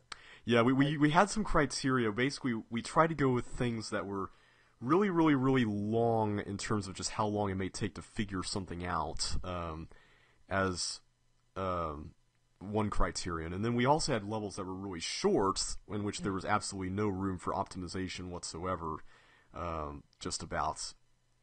And I can't really think of many other ones, to be honest, but just things that would just take a lot of patience, I would say. Normally they were untimed. We tried to cover all the CC1 bases with that. Yeah, we've looked at CC1's selection of untimed levels, and we can kind of see why they're untimed, I guess. Pretty much. He also asked how many levels have extra chips, and I've said here about 4. I say about just because there's some levels where you don't have to collect chips in the original game, like toss salad. So I don't know if that's really something that you could say those are extras, since technically you could just put a socket in there and the whole thing would be valid. But yeah, I would say in terms of extra chips, then about 4. If we were to eliminate levels with that kind of definition. He also asked how many levels have 999 seconds, and the answer is exactly the same as CC1, which is 3. Currently 3. We'll just say currently. Currently 3, yeah, just in case. Zane asks, how many water tiles are in level 73? Keep in mind that the numbers are not quite set in stone yet, although we're pretty sure that the order we've got right now is pretty good. But as it stands right now, there are 0 water tiles in that particular slot. Yep. Next, Zane asks, how many level concepts used in levels that are in the final product were stolen from Michael? Now, Michael has created about 12 levels or so, and I don't really know if there's anything else that he's made that we haven't seen yet, but as far as I know, the answer to that is 0. I don't know if any of the designers saw something by him that's not publicly released and decided to make something based on it, but as far as I know, it's 0. I'm afraid I haven't seen this set for a while, so I can't answer that. J.B. Dude 55 asks a few questions. He asks, are there any levels with potentially humorous passwords? I went through the set the other day, and I took some down here. There's EVRY, which I guess could be every, and then there's SOLV, which I guess is solve, and then AUUU, which is aw. And this isn't necessarily humorous, but there's a level with the password OVPE, which is one letter off of OVPZ, which was Monster Lab's password. And then there's NGNG, which Tyler joked meant not good, not good. And then there's Blore. I don't necessarily know if anyone will make a joke out of that or not. I don't think that's actually a word, but it sounds like... That's Star Trek reference. Oh, it is? Blore? Well, I'll say Blorg. I can't remember. It's not a big deal. Are you thinking of Borg? Are you thinking of Borg? Oh, maybe Borg. Sorry. I got that wrong, guys. And then after that we got Own, which is OAHN. So you guys are going to be owned by that level, I guess. And then the last password that I noted was FWDD, which I guess could be forward or something. Yeah, keyboard was what I was thinking. So those are the passwords that I noted. Maybe some of you guys will find other ones that are funny for some reason that I couldn't really deduce just from looking at these. But yeah, that was all I was able to figure out. The next question is, what is the shortest time limit in the set? I would, Currently 60, yeah? yeah, a 60 would be the answer to that. Yeah, it would be 60. The next question would be, what is the most number of different tiles in any one level? Phew. Um, I'm assuming you mean the different elements, unless you mean that there's a level where every single tile is filled up, I and you're think he wondering how. means different tiles in one level. Yeah, I'm assuming different elements. There is one level I can think of off the top of my head that technically has all the elements, but not necessarily all the tiles.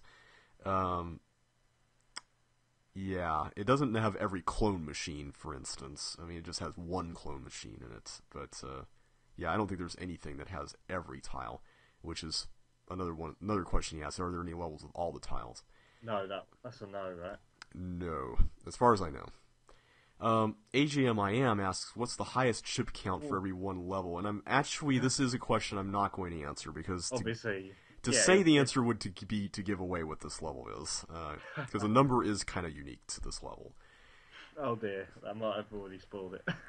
Um, let's see here. The next question is from Chipster1059, who asks, will there be a special hidden level thanking the CCLP1 team? This was undecided, right? No, this is something that we thought would be appropriate for the documentation, since everyone gets thanked there anyway, and there's a lot more room there than a 32 by 32 grid. We were considering, I will go ahead and mention that we were considering using the logo level that's on the CCLP1 site. Was it going to be 150 or separate that file? Well, we were thinking of like 145, just kind of as a funny nod to thanks to from MSCC. But then I started thinking to myself, well, this could be adapted to things that aren't Chips Challenge, for which that acronym would make zero sense at all, and or that is it acronym? I think it is acronym. Yeah. And just I feel like we could just have another level that could be made by a community member, through the voting process that we could put in there anyway. And I was like, no, let's just have it all be levels made by the community. So, no, there's not going to be a special hidden level thanking the CCLB1 team. The next question is from Zane, or next three actually, and he asks, do the 5 levels discovered in the teaser poster, that is, have significant roles in the storyline, or were they selected randomly for the poster? They were selected as a result of being untimed, which I believe I mentioned in that thread, and the reason why is there's nothing new you're spoiling. You've already said that. So, yeah. Yeah, and the reason why is because I figured if anyone wanted to try to optimize those levels before the release, they wouldn't gain an advantage on the scoreboard. So that was the thought process behind that. They don't really have any particular role in the storyline that all correlates with each other or anything like that. So at least not that I can think of, at least not right now. The next question is, do you believe that a significant but immensely difficult bust will be found within the first 6 months of the pack's public availability? For example, Lunat, or Lead Us Not into Temptation. Well, let's hope not. I'd like to think not, because a lot of these levels, I'm not going to lie, are very, very simple. So simple that it's impossible to bust them. Well, we hope. Yeah, I mean, and a bust like Lunat, I'd say the reason why it's hard is because it involved random elements, and we do have random element-centric levels, but I do not see a single one that would be possible to bust. outside the intended solution, no.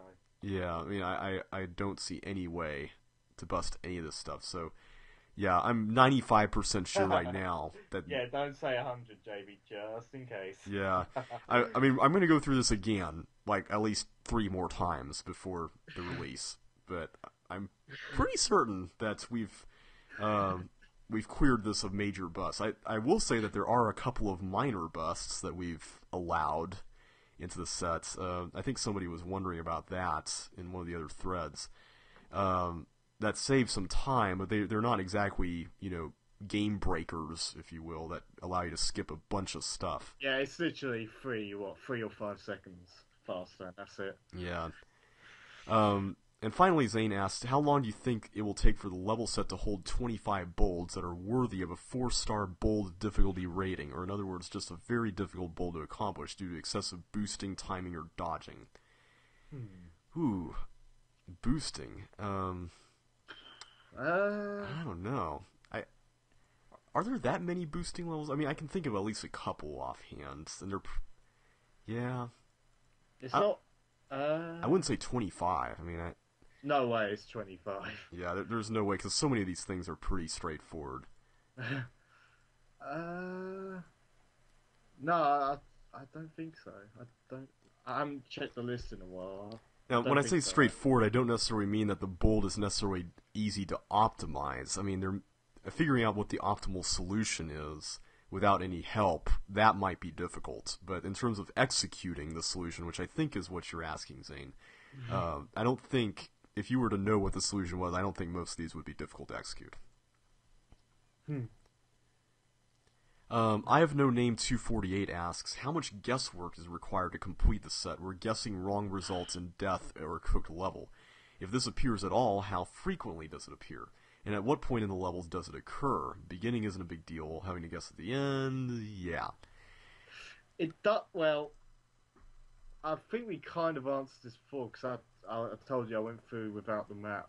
There are times where, well, it's I can't really say because I'll spoil it. You answer it, JB. Okay, I went through this. This was one thing I did count before the podcast. I did remember to count at least this one, and I counted about 10 levels where there's something that could be construed as guesswork. I prefer to call this sort of thing trial and error, where you just basically have to experiment until you figure out, what to do. And thankfully, there's no. I wouldn't say these levels have tricks in terms of if you take something early on, then you're doomed, or something like that. You will say the closest it gets, but there's some levels where you can see it in advance if you don't rush. If you get what I mean, I don't know if JB gets what I mean. Like you could see the danger before you step into it. If you get what I mean. Yeah, and even with things like that, we tried not to include too much of that sort of thing either, because we can't expect everyone to see every single thing that appears enough. everywhere. And that was the other thing that I meant to mention earlier with that whole dying and frustration thing with voting and people tending to vote things lesser just because they had opportunities for death. I don't necessarily think a level with the opportunity to see a trap is necessarily better than a level where you could potentially die by dodging or something, just because for the target audience for the set, those things may not necessarily be obvious, if you know what I mean. But I don't think there's really a whole lot. A lot of it is just kind of like, and again, it's basically just if you don't rush, you could see it. You could see the danger. It's mostly that, I'd say. Yeah, and I would say in terms of those 10 levels I'm thinking of, it's mostly things like, just trying to figure out where to go in like a short circuit sort of thing. I don't know if that's a good comparison or not, but, something like that where you have to plot a route, basically. Big Auto 2 asks, any advice or things to watch out for LPers? Ooh. I guess it would be interesting to say if you felt the level was appropriate to be where it was. I guess that would be kind of interesting, like your feedback while playing through, LPing through CCLP1, I guess. That's true. I mean, some levels may not necessarily be placed in the best spots. I mean, we tried to take that into account, but and we've been through so many revisions of this order. It's so crazy. We did place a couple of harder levels a bit earlier than where they would probably be otherwise if everything was purely by difficulty, just to shake things up a bit and to give some spots where the cipher level can skip to the next level. But yeah, I mean, I'd say the one thing to watch out for is just be patient with the dodging stuff, because some of the dodging can be a little bit tricky, but I'm saying for beginners. I mean, for a veteran Well, we like don't know, do we? yeah. I mean, for most veterans, I don't think this will be very hard. I mean, certainly not like. Well, I guess we'll find out. Well, I'll say this: I don't think anything's harder than Jaywalker, and I certainly don't think anything's harder than that, or even as hard as Jaywalker. So anyway, moving on, Zane asks a few more questions here. Using a unit of time or a level slot, how long do you think it will be for veterans or longtime players to get stuck at one point and use the editor to cheat? Tom, you've mentioned a few times that you didn't use the editor to cheat. I made, yeah, believe it or not, I managed to get through without looking at the editor. I don't really think there's anything in particular that would require the editor, because most of these levels have fairly obvious objectives, and There's only one, maybe one or two, um, but you could probably you could, it's mostly just trying to figure out which order to do something. It's that kind of maybe yeah. at best, I guess. But yeah, I don't really think it's that crazy for a veteran at all. Yeah. And I know we're kind of downplaying the difficulty of this just based on these comments, but that is not to say that there won't be anything fun for veterans in this sex. I think it will be really fun for veterans, so please know that. Zane also asks, as most of us are aware, CC1 was strict due to originally being released for the Lynx, later ported to NS, about the touching of the border, but there is one tile on shore that you could use to somewhat secretly make contact with the border. Is such an accident, or perhaps an Easter egg, going to be present within CCLP1, or was this coincidence found in the original set just something to be ignored? I don't think there's any level where you can touch the border. Like, none. I don't think... Not now, anyway. At least not now. I mean, I don't think there really is. I guess the closest is like, what's it, a thin wall next to the border? That's like the closest it gets. Yeah, and that was in the original game too, like in Castle yeah. Moat and whatnot. Yeah, that sounds accurate. One thing that was kind of funny about that was that ice corners, when they were on the edge, you could kind of touch the border through them as well. Like, you could get the animation for moving a certain direction whenever you hit a border with the ice corner on it, like in Fire Trap or Rink. So I always thought that was so weird, because I was wondering if I was technically touching the border as a kid, Fair enough. Anyway, Zane asks, was not CCLP1, released on April 1st, 2012, really a way to show what the CCLP1 staff liked of each of their levels? In other words, was it a way to show that the levels that were placed in not CCLP1 were liked by the CCLP1 staff members, and the levels that were not included in not CCLP1 were the levels that the CCLP1 staff did not like of their own levels, considering that not CCLP1 was entirely made of levels that were designed and created by the staff members? I'm going to be very honest, Zane.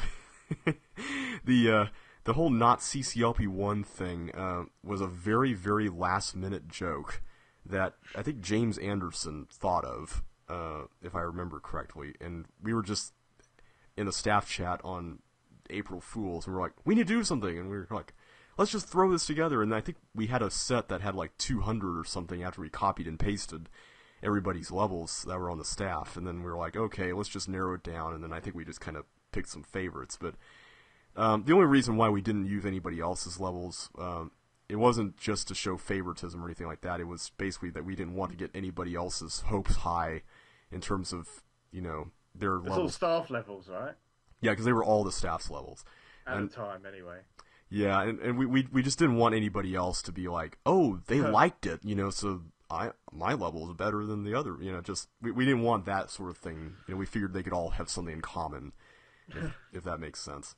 So yeah, don't use not CCLP1 as a way of working out what levels are in CCLP1. It's not accurate. Bowman asked, and this was already answered in the thread, but Bowman asked how many levels from that set made it into the final set, and one of the puzzles we had on CC Zone revealed this, and the answer is 19, by the way. All right. Still, it's not accurate. 100% accurate. Mika asks, how have the newbie testers liked the set, and did you learn anything from their feedback? I've got to admit, there are certain people for whom this is just not their game, I mean, there's some people who will just get stuck on the easiest thing in the world, and it doesn't matter just how easy we make it, it's just not for them. I'm afraid a lot of gamers nowadays, especially casuals, are very well. Let's say impatient. I guess is the word. Yeah, I would agree with that, and It's but a very niche-shade game, I guess. You know, I think I don't know. I think it's not a main. I don't know. Is it really a mainstream game for everyone, or I don't know. well, I would say that if you enjoy other puzzle type games, this will be pretty fun. If you're the type of person who likes just hidden object sort of things, probably not. But for the other people who, because that's only been the case for maybe one or two people, but for most of the others who have tested the set, I mean, who have never played this game before, they've really enjoyed the tutorials a lot and found them fairly simple. Um, yeah, Yeah, I I mean, don't know if they'll play all 149 levels. So yeah, because that is quite a commitment, and I don't think we can expect that from everybody. Although I'm hoping that will be the case for at least one or two people. Mm. But yeah, so far the initial part of the set is what I'm most concerned about, because I mean that's where we need to basically capture people's attention. Because if we don't, then they're lost. Yeah, basically the first 20 levels or so. Um, the next question is, how do you feel CCLP1 did as far as its stated goal? This is Bowman asking this. What do you Well, think, Tom? JB, um, well, the original goal was to make an alternative to Chips Challenge 1, I believe, and so the set had to be reasonably difficult, I guess, but not insanely difficult. So the difficulty curve had to be consistent, I'd say. I'd say from a scale of 1 to 5, I'd say we're probably a 4, maybe. Yeah, I would say so. I think we did well with it. Let's see. Flareon 350 or Josh asks, what levels were close to making it into CCLP1? They were the wild card levels, right? Yeah, I'm looking through those right now. One of them is that level that we mentioned earlier. Yeah, I don't really want to say what those levels were because they could potentially give away the identity of a similar level in the case of something similar being voted higher. So yeah, I don't feel comfortable answering that with anything specific. Fair enough. Um, Zane asks if there was only one major thing you could change about the contents of CCLP1 in any way, how and why would you change it? I'll let both of us answer this, so go ahead and go first, Tom. I gotta think about this one for a minute. Um, I guess uh, we we were thinking of using different. Was it an alternative graphics? But I don't know if that's still into play. I think it is. I'm not sure if they'll be ready by the time the set's done or set's released, but yeah, that is something we've talked I about. remember everyone on the CC Zone forums mentioning the checkpoint system, but to be honest, I agree with JB. It would change the game drastically, so I don't think I would do that. Yeah, in terms of levels, though, there if I had my way, there are about 30 or so of them that I would replace with other ones. But oh no, 29, 29 that I would replace with other ones. But as it stands, I think the set is good. But yeah, I don't think there's anything too major that I would change. Like I said, there's gonna be levels not all of us are gonna agree on, and that's fine. Exactly. But hey, as long as we agree on what we use to get to that decision, I think that's the important thing. Yep. Zane also asks if you were allowed to add one level to CCLP1 that would allow the count to informally add up to 150, what would you choose? And we can use anything that's in the final 149. I think we can answer this one. All right. Uh, was it the CCLP1 logo level, or am I wrong? Is that your answer? Is that what you would want to add? That's what I would choose. Yeah. No, that's a good answer. I would choose. Ooh, see, I would choose something that's not like that's unlike anything else that's in the set. I really liked. I know a lot of people thought it was a bit hard, but I really liked the level puzzle box a lot. from the Jacuzzi pack. Yeah, I just spoiled the fact that that didn't make it into the set. I'm sorry. But I think I can spoil that. Because there wasn't anything else that I think was even like it. And It's a wild card, I can't remember. I think I included it in the wild card, even though it was kind of a bit... Well, no, wait, let me look here. Or was it only in the categories? No, I didn't include it in the wild card. I guess that is how low it was. Okay. Fair enough. Wow, okay. Yeah, I really liked that level a lot. I really wish it was included. But yeah, that would probably be my extra level. Zane also asks, considering CCLP2 is technically the sequel to this pack, do you think it fits as an official sequel? I don't know.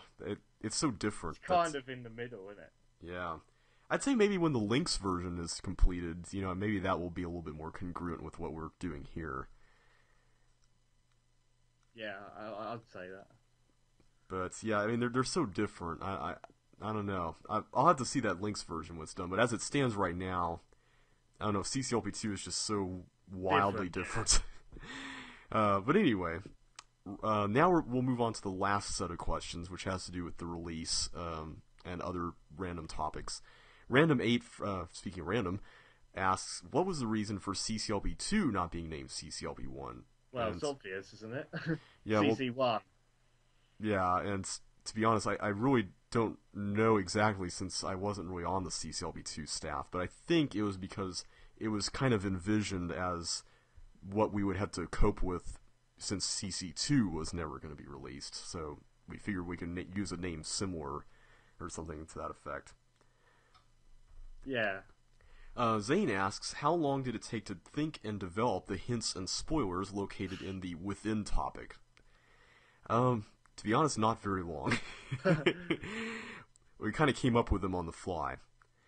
Zane also asks, has some of the most recently announced CCLP1 information been kept secret for more than a year before it came public, or has everything that has been mentioned publicly only been recently announced or brainstormed, etc., just a few days or weeks before it's becoming known to the public community? It's been more recent, I'd say. Wouldn't you, Tom? Yeah, it's not been... It's been about when voting ended, yeah. Yeah. Now, here is something that I did want to pay a little bit more attention to here in this final set of questions.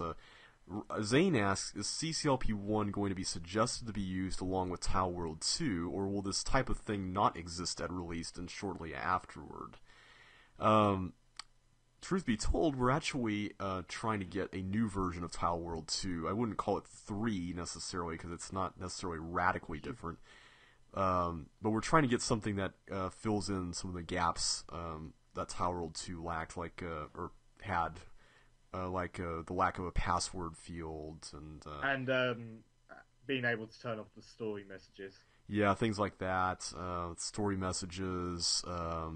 Being able to start on the last level that you were on versus the last level that you haven't completed. Just having the display for the number and the chips left be the exact same size, in the same place. Just like MSCC had. Just things like that, just things we want to add. And that answers the next question, which is Random 8 asking, what is in this rumored Tile World update? He also asks, if Tile World 2 came from Tile World 1, why is there still Tile World 1? So isn't Tile World 1 the only one that's Mac compatible? Yeah, there is that. There technically is a Mac version of Tile World 2 that ModHov sent me, but it's so buggy that in terms of moving around, I cannot really move around very well on it, so I don't really use it except to play back solutions. So, yeah, I still prefer using Tile World 1. And I know there are people who do enjoy the interface on it more than Tile World 2. Zane asks, do you think that CCLP1, if showcased on E3 2003 last year, would have been the most anticipated title of 2014? Only somewhat noticed and recognized by a few fans that have only played the original CC1, or do you think no one would care about a 25-plus-year-old game that has been ported and cloned on more than one occasion? I think it would fit in that category of, a niche game. Yeah, a niche game, something that's would probably be on mainly mobile It devices. wouldn't be the most popular game, I don't think so. Yeah, probably not. I mean, it certainly doesn't have impressive graphics or something that's particularly groundbreaking. Yeah, it's not really Xbox. Yeah, but it would have its fans, I'm sure. Zane also asks, is the release date of April 4th or the GMT time of 11:59 p.m. a CCLP1 reference at all, or was this just possibly a random selection for the date of release for CCLP1? Yeah, who suggested the date? I can't remember. Um, I can't remember, honestly. Maybe I thought of it. I don't remember, though, but I think we were originally thinking of later in April because that's when the original proposal for the set was announced by or was suggested by Modhov. Wasn't Tyler suggested like Chuck's birthday as the release date, but I don't know because that's in April as well. Yeah, I think Tyler suggested both of those things, and I think we ended up going with the weekend. I want to say that's the weekend before Chuck's birthday, April 4th. Maybe that's Oh, how and, we and decided. April Fools did come up, but we decided against it. Yeah, we were like we've kind of already had. Wait a minute. April 23rd is Chuck's birthday. Okay, so it is closer to when it was first proposed. Yeah. Yeah, we thought beginning of April should be enough time to do everything. I think that was kind of what we were thinking of, and it's not too late. But yeah, it doesn't really have anything to do with CCLP1 at all. There's nothing in the story that mentions April. Well, no, there is a date mentioned. I think we did kind of put a date that was around that date just to tie into the release date, but that wouldn't have really mattered. It would have just tied into whatever the release date was. Look at this asks, do you feel that CCLP1 will be a big success once released? Um, well, we got quite a lot of new people from CCLP3, didn't we? We did, and to be honest, when CCLP3 was being produced, Modhov had a great point when he said that there are a lot of people who are just kind of lurking around who don't play every single custom set ever made and just want to wait for, like, the best of stuff, So I'd say that this, and especially since it's pretty accessible, I'd say this could be a big hit among that crowd. And they could bring some old-timers back to the fold who haven't played for a while. It could bring in entirely new people. I feel like, if it does bring entirely new people, it would probably be people that are familiar with this sort of game, or at least maybe remember the original. What do you think about the Chuck's Challenge people, maybe? Or, Chuck's Challenge people, that they might bring them in as well. I'm hoping that once Chuck's Challenge actually has all the CC elements in it, that we can port this to Chuck's Challenge. But that's something for the distant future. Yeah, it's not something that we're thinking of right now. I don't know if that'll be done by this year, I'm afraid. Yeah. But yeah, I don't really know. It kind of depends on how you define success. I mean, I think people will enjoy it.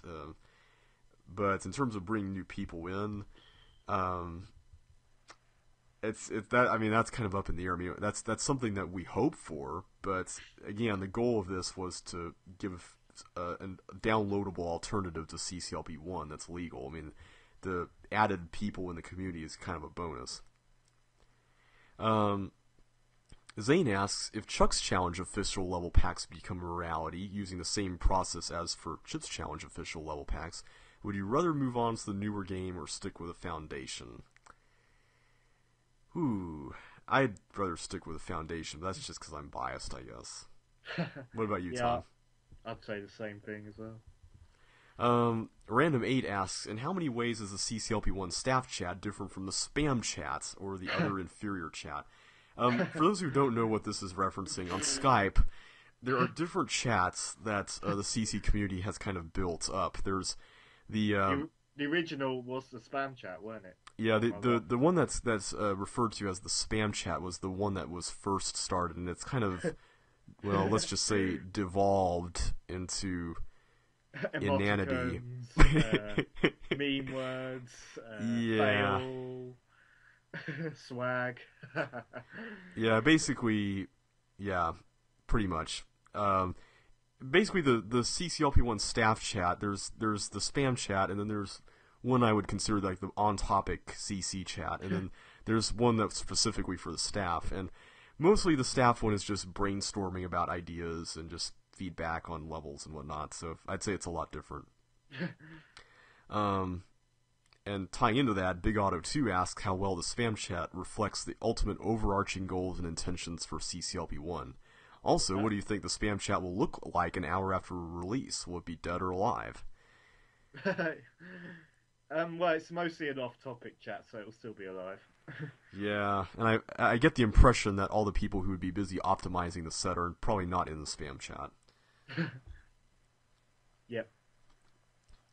Mika asks a very interesting question. He asks, will there be some special rules for the scoreboards to accommodate newer players and encourage them to participate in reporting scores?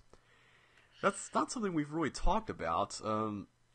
To be honest, I'd like to think that the newer players would be more concerned with just trying to solve everything in general before getting into the score part of stuff. That's just my opinion on it, though. What do you think, Tom? I'm hoping, optimization isn't their top priority. Yeah, and I would like to think that, if we were to go with something like this, maybe we could have like a separate scoreboard for all the newcomers or something like that. But, then again, what if the next pie guy was among that group? You never know. What did Chuck's challenge do? They had medals, didn't they, or something? Yeah, what Chuck's challenge did was they had medals that they weren't bold times, but they were like they showed you if you were doing it fast or kind of slow. Well, they kind of had something like a bold time thing. They would have medals that they would give based on the time that you got, whereas gold, bronze would be the slow times, silver faster, and gold would be pretty fast. And if you had what would be the bold time, so to speak, you got the highest time ever, then you would get a platinum medal. There's a platinum? I didn't even know that. Yeah, I've gotten a bunch of platinum medals, but I'm sure a lot of them are gone because I'm sure some people have found a way to get faster times. Because I'm honestly really bad at optimizing Chuck's challenge. But yeah, maybe that could be implemented in the future. Yeah, and I mean, if you got suggestions, I mean, feel free to suggest away. I mean, we welcome suggestions that we may or may not implement every single suggestion ever, but we definitely are willing to listen to suggestions. Because you know what, JB, that's one of the things I did like about Chuck's challenge, the medal system. I did like the medal system in the game. That is true. Let's see. Zane asks, why does CCLP1 have a Facebook page but not a Twitter page? Mainly just because I don't really know of many people here who use Twitter, whereas most of us had Facebook, so that's kind of why we just built a Facebook page. Next question is, do you think that CCLP1 is an extremely large accomplishment, or do you see it as more of a smaller fan-based project based on how the voting process works? Guess we'll find out on release date. Well, I feel like it is a large accomplishment. I feel like it is a fan-based project at the same time, but I will say that voting did kind of feel a little funny because, it is a bunch of veterans deciding, at least in part, on what would be included in a set for a completely different audience. So that was kind of the caveat of that, but we did try to, make sure that their expectations were tempered, that, in terms of this set being specifically targeted for beginners and whatnot. But yeah, I mean, we'll see where this goes after its release. I think it's a great game, personally. I mean, I really think it delves into several different types of gameplay. I think it is a good accomplishment. Mika asks, what lessons have you learned for later sets, such as a possible CCLP4? Well, we don't know who the staff on CCLP4 is yet, so I don't know if we can answer that. Yeah, I'd say if we could pass something along to CCLP4 staff, wow. I'll probably make it easier than CCLP3, I guess. Yeah, that is a good point. I guess I was kind of stuck on thinking in terms of how the process of building it is concerned. But in terms of content, then yeah, I would agree. Maybe the level of CCLP2's difficulty would be good. I'd say based on what's been released since the voting started for CCLP1, we got some good stuff out there, providing it will be submitted. Um, but yeah, I would say, make sure that you're focused when you're doing this. Make sure that if you commit to being on the staff, make sure that you understand that it's going to take a few years if the process generally remains the same. Because, that was something that was kind of hard here, was that, we had people sign on initially, and, things came up that they never could have foreseen, and, the production of the set just kept going on and on and on for several years. So I'd say that would be the main lesson, is make sure that you're ready to commit and that you're ready to contribute, and that this is a serious thing, and that this isn't the place to joke around. Finally, our last two questions come from Zane. Would you say being part of the staff is exciting, enjoyable, and pleasant, or would you rather have not taken part? What do you think, Tom? It's been a bit shaky, but the payoff has been good, I'll say. I do think that we all had opinions clashing, so it was kind of hard, and I think we all came to an agreement at the end on how it should be done, and I'm glad the outcome of CCLP1 Me is how it too. turned out. I feel the same way, man. We kind of had our crazy moments. That whole voting setup thing was one of them. But I think in the end, it definitely came out for the better, and we got some good stuff. I will say though that it's been such a big part of my life, just because I feel like I've done just so much stuff in terms of just the little itty bitty, putting spreadsheets together, and just, I've got probably 20 spreadsheets related to this whole project. It's crazy, and when it's become such a big part of your life like that, it's kind of hard when it's all over, So that's going to be interesting, getting back to normal life once this is over. But yeah, I did enjoy it. I think it was fun. And finally, the last question is, when do CCLP3 level submissions open? Well, to answer that, they opened a long time ago, and they closed a long time ago. I'm assuming he means CCLP4. I know. I was just being facetious, but I really don't know. We don't know, to be honest. Yeah, I would say, as soon as you guys get a staff together, make that decision first. But might not even be called CCLP4 yet. Yeah, maybe you guys might want to call it something else. Who knows? But for those who are wondering, I am not interested in being on the CCLP4 staff. I've made 2 of these things, and I think I've had quite enough of producing these things. I think it's time for a new generation to take over. You had a good run. we had a good run. I think it was good. I think we've laid down the groundwork for some good stuff to come. So yeah, we've learned the mistakes from CCLP3, and I think, yep, this will be a good outcome. And I'm sure there will be something in this set that people are going to be like, "You what?" How did this get in the set? I know it's going to happen. Yeah, I'm sure there will be something in there, because obviously it's not going to be 100% perfect, in everybody's eyes. But I hope everyone can understand why we included what we included. At least that part's there. And in the end, I'm sure there will be some levels that everyone's going to have war stories about, but I think that'll be just part of the fun. And at least we won't have anything quite like Pain or Blockbuster or Old Frog, I guess. Yeah, all that stuff. So at least we can say that we can safely say that. So those are all the questions. We were able to get through them in just a little over 2 hours, man. I think we did well. Yeah, I better be off bed soon. Yeah, for now, what time is it over there, Tom? Is it 4:45? 4:45. Oh man, dude.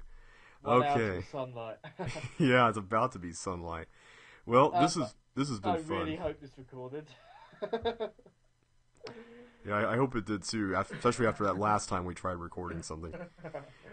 All right. I hope you enjoyed that. CCLP1 will be released 4th of April 2014.